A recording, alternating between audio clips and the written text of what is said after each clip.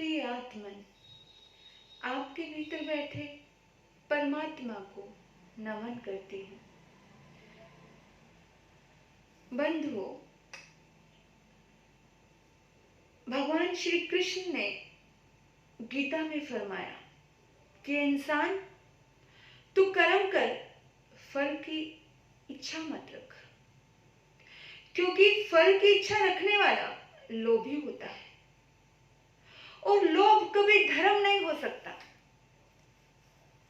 अक्सर हम लोग हर कर्म के पीछे कुछ परिणाम चाहते हैं। जब भी एक माला भी गिनते हैं ना, तो हम कुछ अच्छा चाहते हैं कि मेरा भला होगा, मेरे परिवार का भला होगा। हम कुछ अच्छा कर्म कर रहे हैं तो उसके पीछे भी हम इतना अच्छा करते हैं और हम उसके पीछे इतना सारा अच्छा चाहते हैं। वैसे तो आप कभी भगवान का नाम नहीं जपोगे, लेकिन आपको कह दिया जाए कि माला जपने से काल सर्पयोग दूर हो जाएगा, आपके दुख दर्द दूर हो जाएंगे, फटाफट आपके हाथ में माला आ जाती। यानी कि आपको भगवान से कुछ लेना देना नहीं है, आपको तो सिर्फ अपने दुख दर्दों को दूर करने का भाव है। आपको कह दो कि ये काम करो, ये दान करो, आपके व्यापार अच्छा चलेगा तो आप दान करने लग जाओगे। क्यों? क्योंकि इतना सा दान आपके व्यापार को बहुत बढ़ा देगा। और आप इतने व्यापारी हो गए हो, इतने व्यापारी कि आप मंदिर में जाते हो और मंदिर में जाकर के भी भगवान को कहते हो कि भगवान तेरे यहाँ पर प्रसाद चढ़ाऊंगा। प्रसाद कितने का? एक नारियल के बदले कितना मांगते हो? 1.25 रुपए के प्रसाद के बदले 1.25 लाख मांगोगे। इंसान की इतनी लालची फितरत है और भगवान को रिश्वत देते हैं। भगवान ये कर देना, इतना मिल गया तो इतना तुझे दूंगा।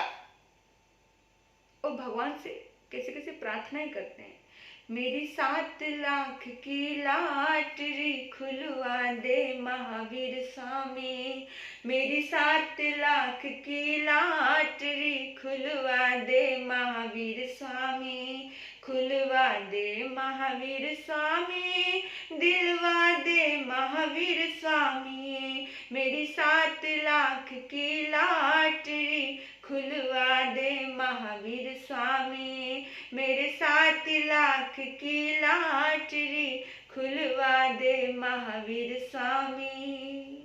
ऐसे से इंसान जो त्यागी है, जिन्होंने सब कुछ छोड़ दिया, जो नग्न होकर जंगलों में निकल गए, उनको हम कहते हैं कि उनसे हम धन दौलत मांगते हैं, मेरी लॉटरी लग जाए, ऐसी हम उनसे रिक्वेस्ट करते हैं। हम ऐसा नहीं मांगते। जो त्यागी है उनसे कभी त्याग की डिमांड नहीं करते, जो त्यागी है उनसे भोग मांगते हैं। विचार करना कि हम कितने उल्टी गंगा में जाने वाले लोग हैं। किस तरह से हम लोभ में अटके हुए हैं और लोभ के वशीभूत होकर के अगर हम कोई कर्म कर रहे हैं तो कर्म सत्कर्म तो नहीं हो सकता। लोभ कभी धर्म नहीं हो सकता। एक बड़ा प्यारा सा उदाहरण है, मैं आपको बताऊं। जो व्यक्ति निष्काम भाव से कार्य करता है, उस कार्य में उसे सफलता मिलती है। बौद्ध धर्म के बहुत बड़े प्रख्यात संत हुए, उन संत का नाम है बोधि धर्म। वो एक बार चीन गए और चीन में वहां का जो राजा था, उसने बड़ा धर्म प्रचार प्रसार किया हुआ था। इतना धर्म प्रचार प्रसार किया, वो बोधि धर्म के पास आया राजा और आकर के बोला उसने कि मैंने तन मन और धन से बौद्ध धर्म का प्रचार किया, मैंने तथागत के वचनों को जन जन तक पहुंचाया, त्रिपिटकों को जन जन तक पहुंचाया, मैंने इतनी सारी कृतियां लिख डाली, इतना कुछ मैंने उनके लिए किया, मैंने 50 मंदिर बना दिए, मैंने अनाथ आश्रम, वृद्धाश्रम, बहुत कुछ कर दिया। गुरुदेव, आप बताइए कि मुझे इन सब अच्छे कार्यों का फल स्वर्ग में जाकर के क्या मिलेगा? धर्म बोधि कहने लगे, कुछ भी नहीं मिलेगा। क्या बोला? गौर से सुनना जरा। गौर से सुनना। जो धर्म करता है, जो दान करता है, जो पुण्य करता है, जो करता है और उसके बाद ये सोचता है कि क्या मिलेगा, उसे क्या मिलता है। इसलिए श्री कृष्ण ने गीता में बहुत बड़ा सूत्र दिया है कि कर्म करो, फल की इच्छा मत रखो। धर्म बोधि ने कहा, उस संत उस सन्यासी ने कहा कि कुछ नहीं मिलेगा राजन। एकदम से ये उत्तर सुनकर के चौंक गया वो। क्या, मैंने इतने अध्यात्म के कार्य किए और आप कहते हो कि तुझे स्वर्ग में जाकर के कुछ नहीं मिलेगा। मैंने इतनी मेहनत की, इतने अच्छे कार्य किए, गांव गांव, नगर नगर, डगर डगर जाकर के इतना कुछ किया और आप कहते हो कुछ नहीं।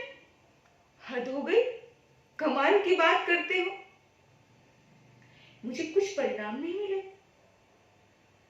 देखिए, इंसान वही सुनना चाहता है जो वो भीतर से सोच कर आया होता है कि मुझे ऐसा सुनने को मिलेगा, लेकिन उसके विपरीत हो गया तो वो झिल्ला गया, वो एकदम चौंक गया, एकदम से खिंच गया। उसने कहा,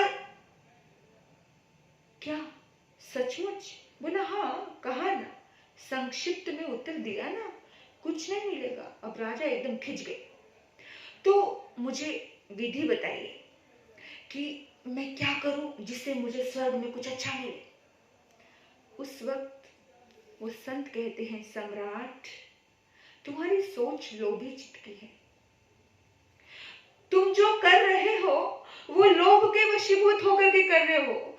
धर्म कभी गिनती नहीं करता, बेहिसाब होता है धर्म। धर्म कभी सीमित नहीं होता, धर्म कभी गिनकर नहीं किया जाता। कुछ लोग गिनकर करते हैं, 1.25 लाख माला कर दी, ये कर दिया, 8 उपवास कर दिए, 10 उपवास कर दिए, मतलब गिनती रहती है। सत्य और शील को जीवन में धारण कीजिए राजन। और धर्म बेहिसाब है, धर्म को सीमित मत कीजिए, असीमित है। और निष्काम भाव से कर्म कीजिए।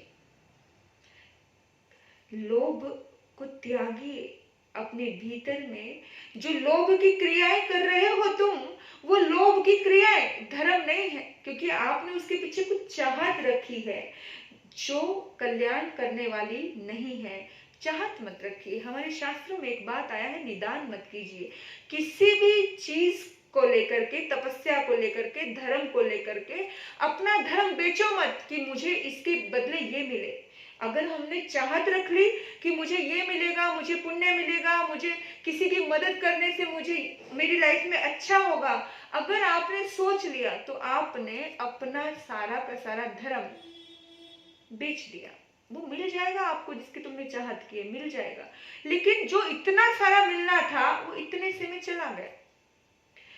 सम्राट को समाधान मिल चुका था और सम्राट समझ चुका था कि आज के बाद मैं जो भी कुछ करूंगा वो निष्काम भाव से करूंगा, कर्ता भाव से नहीं करूंगा। आप कोई भी कार्य मैं कर रहा हूं नहीं। कौन होते हैं हम करने वाले? सब उसकी मर्जी से होता है। और एक ही भाव रखना, एक ही भाव कि जो जिसके नसीब का है वो उसको मिल रहा है। कहते हैं, दाने दाने पर लिखा है खाने वाले का नाम। तुम कौन होते हो, हम कौन होते हैं किसी को खिलाने वाले? हर व्यक्ति अपनी किस्मत का खा रहा है। तो निष्काम भाव से कर्म करेंगे, अपने जीवन का उत्थान और कल्याण करेंगे। कर्म करेंगे, फल की इच्छा नहीं करेंगे। हमें कोई आकांक्षा नहीं, हमें कोई लोभ नहीं।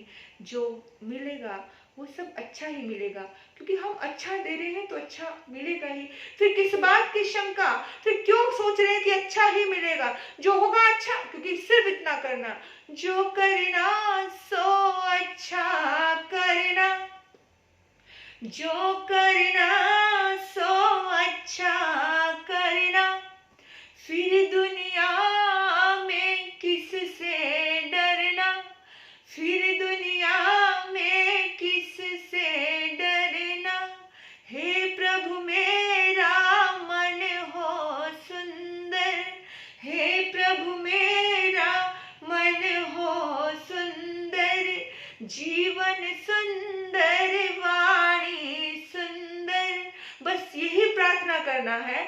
फिर किस बात से डरना, किस बात की चिंता करना, जो होगा अच्छा होगा। मस्त रहें अपनी जिंदगी में, कर्म करें, अच्छे कर्म करें। आपने मुझे सुना, आपके भीतर बैठे परमात्मा को नमन करते हुए ओम शांति, ओम शांति।